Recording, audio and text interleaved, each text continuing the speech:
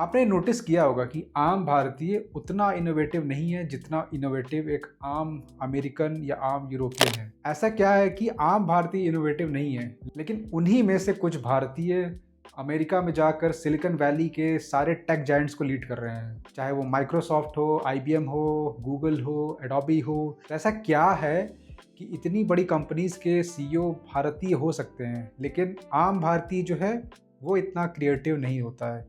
तो ऐसा इसका पीछे रीज़न क्या है, इसके ऊपर आज समझते हैं और इसको कैसे फिक्स कर सकते हैं उस पर भी बात करेंगे। हमारे यहाँ कॉमन बिलीफ चलती है कि आप पढ़ाई में अच्छे हो तो आप इंटेलिजेंट हो और आप आगे कुछ अच्छा करोगे। पढ़ाई में अच्छा होना ये ज़रूरी नहीं है कि आपके अंदर इनोवेशन स्किल भी अच्छी होगी।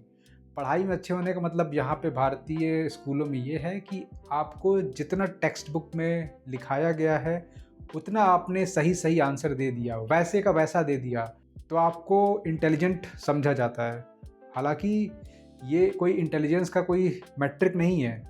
और हमारे यहाँ पे इतनी ज़्यादा पॉपुलेशन है, उसके बावजूद भी हम भारतीय पेटेंट की लिस्ट में सबसे कम हैं।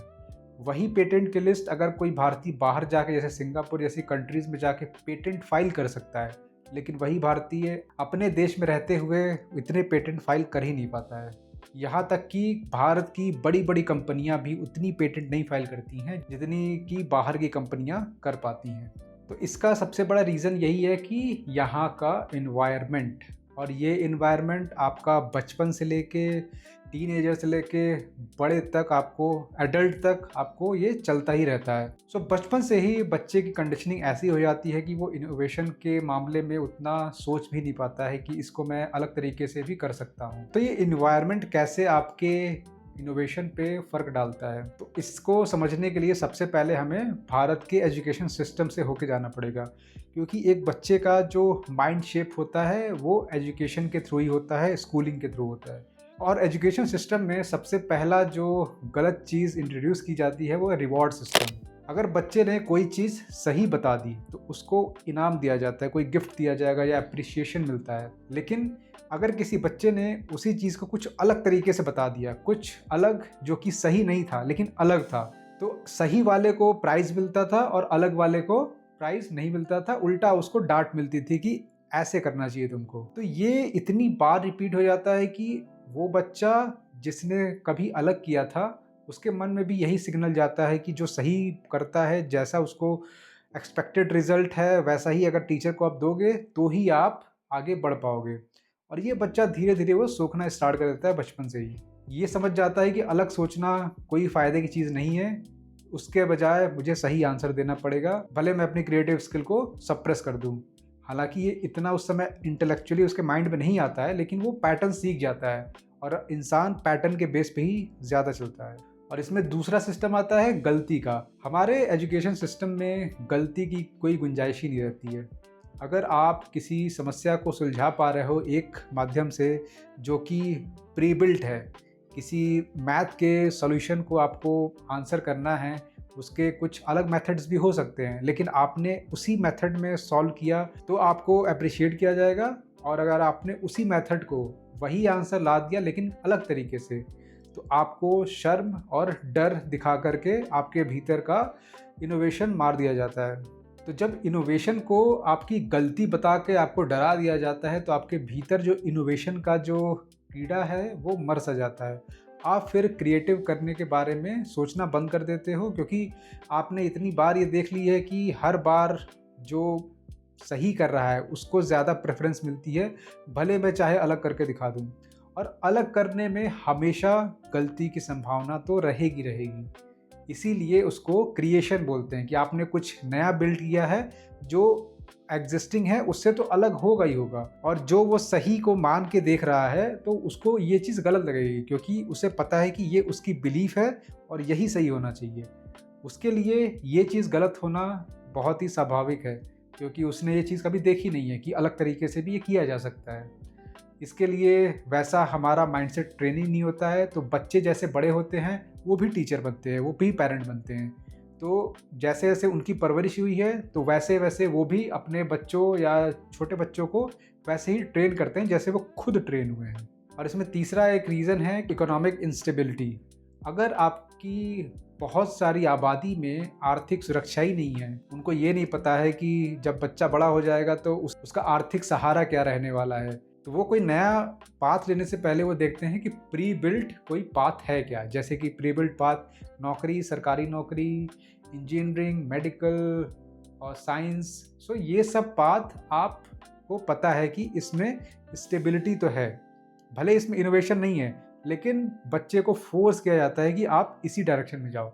आपको ये चीज़ पे फोकस नहीं किया जाता है कि आप क्रिएटिव कुछ करो, कुछ अलग सोच के करो या आप स्टार्टअप करो। तो इसमें बच्चे को ना इनकरेजमेंट मिलती है, और बच्चा जब बचपन से ही डर में बड़ा होता है तो उसके पास भी खुद की बिलीफ आ जाती है कि जो बड़े कह रहे हैं वही सही है और हमें प्री बिल्ट पाथ पे ही चलना चाहिए, ना कि कोई अलग पाथ लेके उस पर खुद का कुछ बिल्ड करें।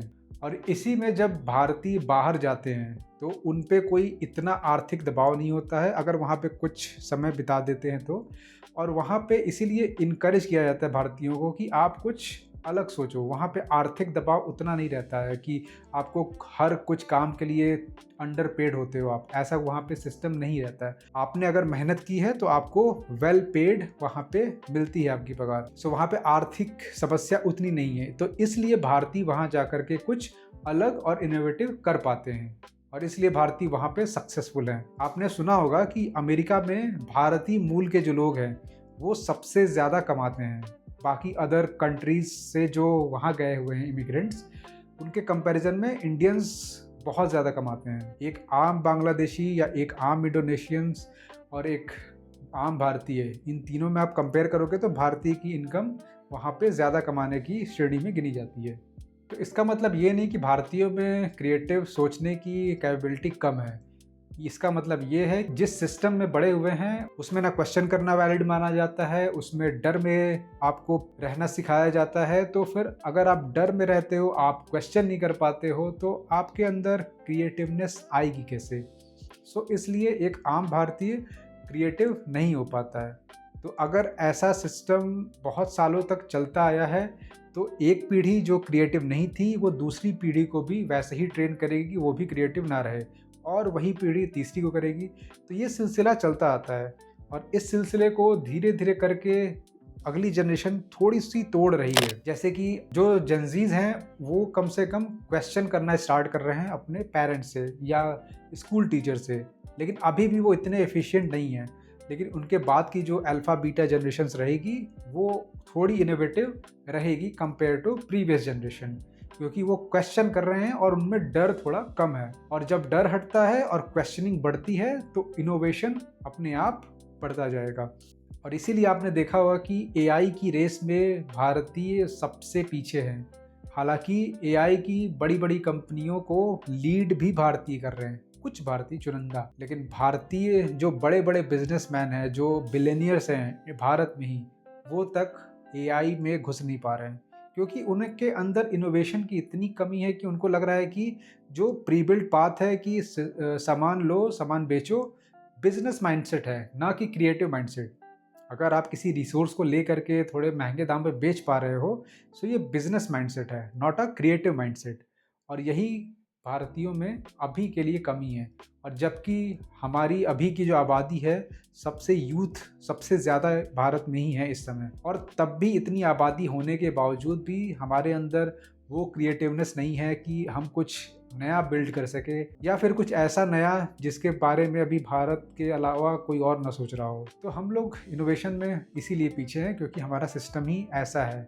अगर इससे आप लड़ना भी चाहो तो भी आप लड़ ज़्यादा देर तक नहीं पाओगे, क्योंकि जहाँ भी आप जाओगे, चाहे वो वर्क हो, चाहे वो कॉलेज हो, चाहे वो किसी बिजनेस हो, वहाँ पे एवरेज सोचने वाले को स्टेबिलिटी मिलती है। और जिसने थोड़ा अलग और इनोवेटिव सोच लिया तो उसको वहीं पे इग्नोर करके सप्रेस कर दिया जाता है। सप्रेस भी नहीं, उसको इग्नोर ही करना ही काफ़ी है, क्योंकि अगर उसको कोई अटेंशन मिलेगी नहीं उसके आइडियाज़ को, तो उसका आइडिया क्या कर पाएगा। उसको भी चाहिए कुछ एक हेल्प चाहिए, उसको help in the sense economical help चाहिए, काइंड ऑफ फंडिंग, और उसको हेल्प चाहिए काइंड ऑफ मैन पावर जो उसका आइडिया को आगे ले जाए। तो ये दोनों हेल्प इसलिए नहीं मिलती है क्योंकि जिनसे वो हेल्प मांग रहा है वो भी एक एवरेज काइंड ऑफ लोग हैं। तो फिर सवाल आता है बदलाव शुरू कहाँ से हो। इसका सबसे मूल समाधान तो यही है कि वो बदलाव घर से ही आएगा और बच्चों से आएगा। अगर आप एडल्ट हैं, आपके बच्चे हैं, तो आप अपने बच्चों को कुछ नया बोलने पे या कुछ नए आइडिया शेयर करने पे उसको डांटे नहीं, ना उसको डर दिखाए, ना मारे पीटे। क्योंकि जब बच्चा भी है ना, वो सीखता पैटर्न से ही है।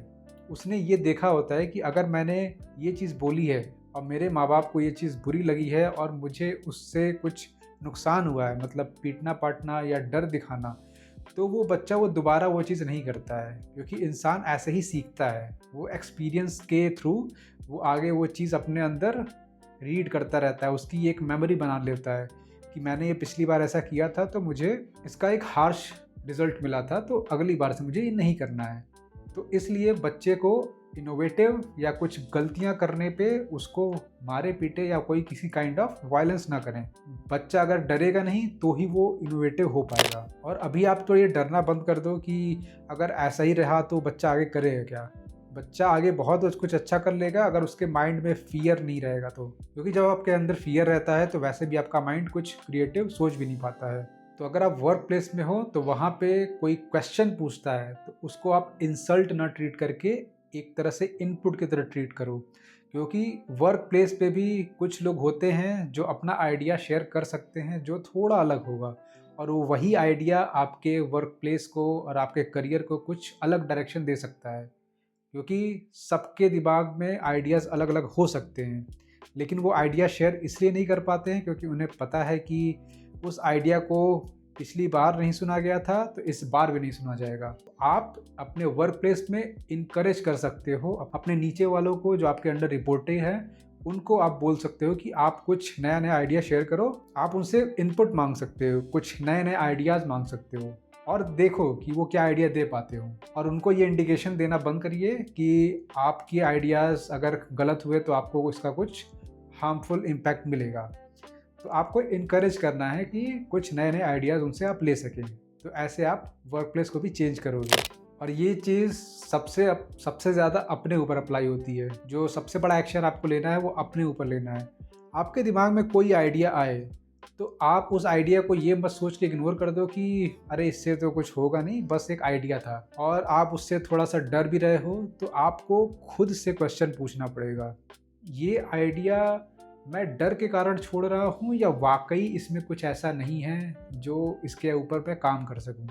अगर आपको कोई आइडिया आता है कि मुझे ऐसा बिजनेस रन करना है या फिर ऐसे टाइप ऑफ कंटेंट मुझे बनाने हैं या ऐसे करियर ग्रोथ में मुझे आगे बढ़ना है या पूरा मेरा करियर का पाथ ही चेंज करना है, तो ये सब आइडियाज़ डर के केंद्र से अगर रुक रहे हैं तो फिर आपको उस पर सोचना पड़ेगा और आपको उस पर करेक्ट एक्शन लेना पड़ेगा। और करेक्ट एक्शन ऐसे लिया जाता है कि आपको उसको कई बार उस पर सोच समझ के या फिर किसी से कंसल्टेशन के थ्रू, कोई बायस ना हो। और आप तो अभी एआई का यूज़ भी कर सकते हो, जो लार्ज लैंग्वेज मॉडल्स हैं जैसे कि ChatGPT, क्लाउड, इनसे आप अनबायस्ड ओपिनियन ले सकते हो कि ये मेरी स्टेज है और ये मेरा ओपिनियन है और ये मेरे आइडियाज़ हैं।